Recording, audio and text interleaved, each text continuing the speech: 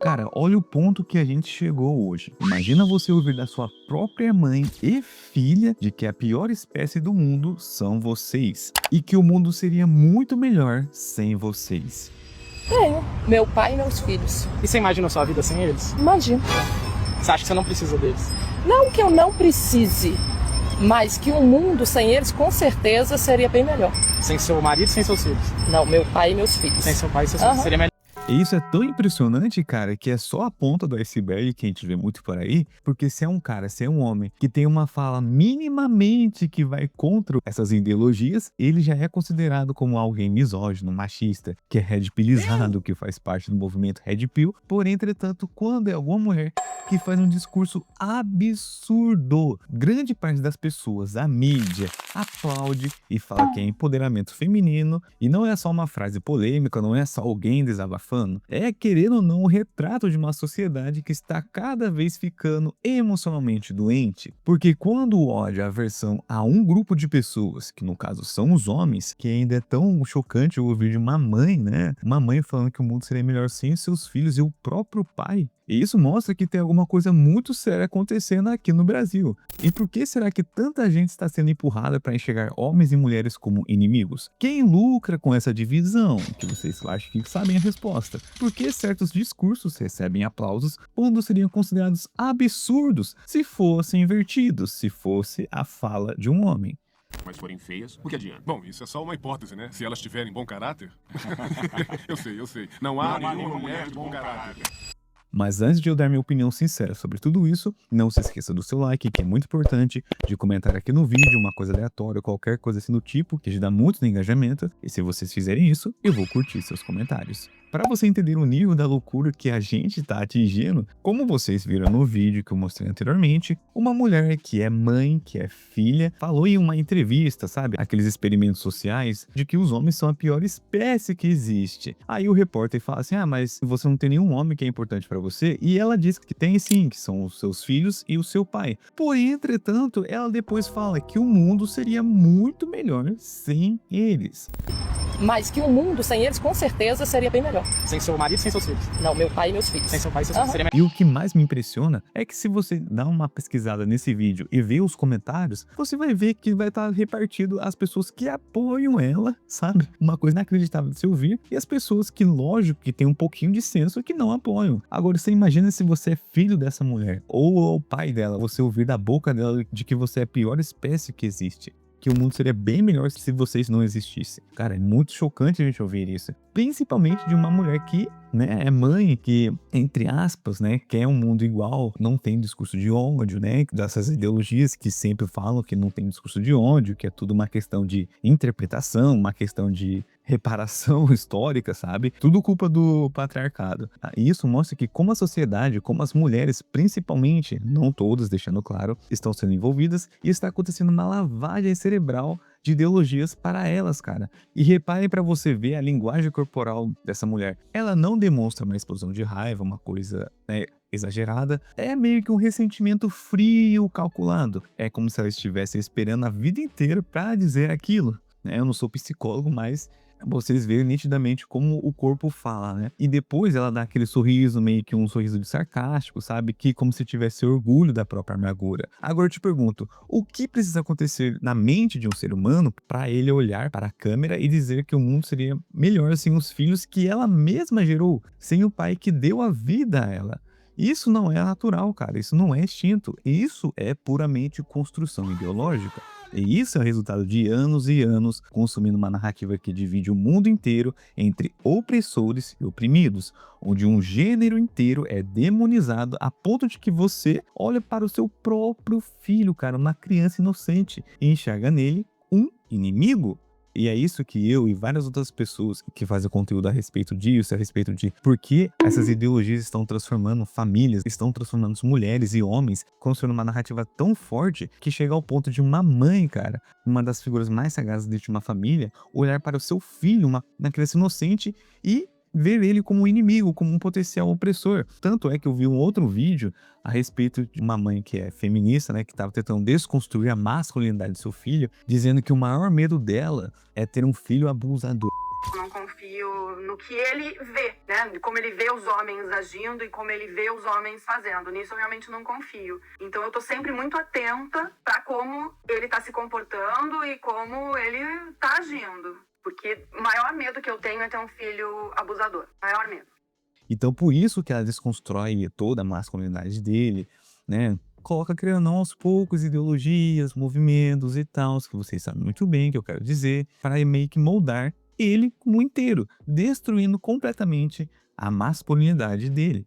E isso, se a gente discutisse há uns 10, 15 anos atrás, todo mundo ia pensar que era uma teoria da conspiração, que, é muito difícil uma mulher, ainda mais mãe, falar isso no seu próprio filho, que as mulheres não iam entrar nesses movimentos, que elas iriam enxergar que isso é puramente uma narrativa construída para separar o homem da mulher, para querendo ou não separar aquela questão mais tradicional da coisa toda. Porque pensando numa analogia simples que eu vou falar agora. Imagina um jardim aqui, você planta flores, cuida da terra, rega todo dia. Mas de repente alguém começa a pingar uma gota de veneno na água que você usa para regar. Uma gota por dia. No começo você não nota nada, né? As flores continuam lá, mas com o passar dos meses, as folhas começam a secar, as raízes apodrecem e o jardim morre. E é exatamente isso que está acontecendo com a nossa sociedade. A ideologia extrema, seja qual for, é esse veneno.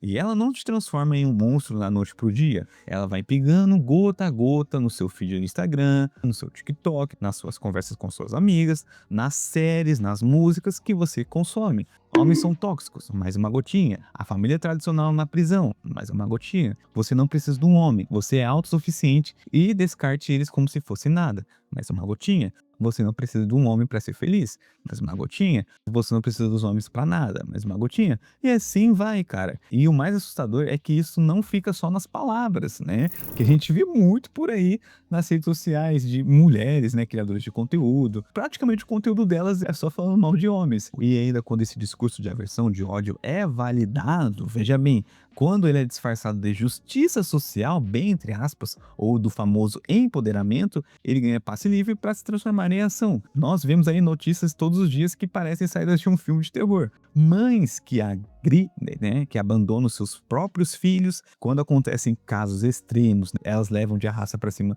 a vida dos próprios filhos por vingança contra parceiros. Casos absurdos, cruéis, que, cara, eu não vou nem falar aqui, é só vocês darem uma pesquisada, né, porque pode cair o vídeo, mas é só dar uma pesquisada, vocês vão ver que essas notícias para esses movimentos, para essas mulheres empoderadas, é um silêncio absurdo, ninguém fala. E veja bem, elas sempre colocam a violência que é exclusivamente de um único gênero, sabe? Principalmente quando sempre entra naquela questão do feminicídio, do homicídio.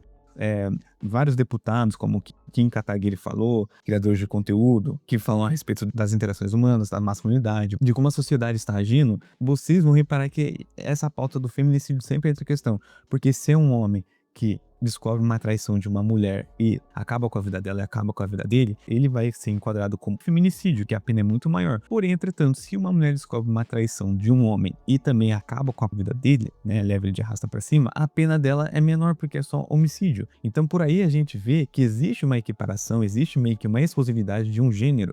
Um problema de tipo penal subjetivo é o feminicídio, que é você matar uma mulher pela sua condição de ser mulher. Vou te dar um exemplo concreto. Se eu mato um homem, se uma mulher mata um marido porque ele traiu, é homicídio. E ele vai cumprir a pena de homicídio. Se um homem mata uma mulher porque ela traiu, ele vai responder por feminicídio, uma pena maior. A motivação é a mesma, é um crime passional. A mulher matou um homem porque ele traiu, o homem matou a mulher porque ela traiu. Por que no A feminicídio? diferença é que as mulheres não matam homens porque eles traíram. Desculpa, tem caso concreto sim. Pode não ser a regra, pode ser exceção, mas tem caso concreto sim. Quem? As mulheres não matam porque foram traídas. As mulheres, os enxergam traíam com facilidade. Tá, eu posso trazer A raiz dessa questão que você está colocando de por que em regra você vai considerar, né, um feminicídio quando o marido mata a mulher por traição? Porque isso tem uma raiz muito clara, histórica, em relação à opressão, em relação ao patriarcado, em relação a como a mulher não pode se portar de jeito XYZ. Então isso tudo leva para este raciocínio de que um dos princípios do direito penal é a individualização da pena. tudo bem. E se a era medieval, o homem trair a mulher, né, era uma coisa, sei lá, normal, aceitável, se existe a cultura do patriarcado, se qualquer coisa aconteceu na história, não é razão para que hoje, no caso concreto, num tipo penal, alguém tenha pena maior ou tenha pena menor. Quando o homem comete uma atrocidade, a sociedade inteira, com toda razão, cai matando em cima dele. Ele é um monstro, ele é um reflexo do machismo, ele é red pill e ele é a prova que todos os homens são um perigo em potencial. As estatísticas são esfregadas na nossa cara todos os dias. E sim, cara, eu não tô sendo omisso, que existem os números de violência contra a mulher, são reais e são tristes. Ninguém está aqui negando isso. Mas quando a atrocidade, que nem eu falei pra vocês, vem do outro lado, o silêncio é ensurdecedor. Não há passeatas, não há hashtags, não há trends, não há um debate nacional sobre a toxicidade daquele comportamento. Pelo contrário, muitas vezes tenta-se achar uma justificativa. Ah, ela estava sob pressão. Ah, o que o anjinho fez para merecer isso? Mas será que o marido dela fez para ela chegar a esse ponto? Sabe? É meio que uma espécie de ginástica mental bizarra para não se admitir o óbvio. O ódio à aversão está sendo cultivado e aplaudido desde que venha do lado, entre aspas, certo da história. Não que eu não precise, mas que um mundo sem eles com certeza seria bem melhor. Sem seu marido e sem seus filhos. Não, meu pai e meus filhos. Sem seu pai e seus filhos. Aham. Seria melhor. Mas enfim, essa é apenas a minha opinião sobre tudo isso. Se vocês concordam ou discordam ou querem acrescentar alguma coisa, deixa aqui nos comentários. E também, se você gosta dos meus vídeos, gosta do meu conteúdo que eu sempre trago aqui pra vocês, que é totalmente de graça, não te custa nada. Porém, se você quer me ajudar financeiramente a me manter nessa plataforma, a me dar um gás a mais, motivação para continuar postando aqui os vídeos, vocês podem me ajudar na vaquinha, no Apoia-se, que está tudo aqui na descrição, lendo o QR Code que está no canto dos vídeos. Também vocês podem deixar um valeu demais junto com o tema de vídeo que vocês queiram que eu dê minha opinião, seja numa notícia recente ou qualquer coisa assim do tipo, que eu vou montar o roteiro e editar e vou dar mais prioridade para postar, beleza? E da forma grátis, que também faz uma diferença grande, é deixando um like, comentando aqui no vídeo, hypando se você está no seu celular, que aparece quando você curte o vídeo, ou arrasta a aba dos comentários, que aparece a opção para você hypar o vídeo. E não se esqueça também de se inscrever no canal. Então, no mais é isso. Eu desejo sucesso para todos vocês e até a próxima.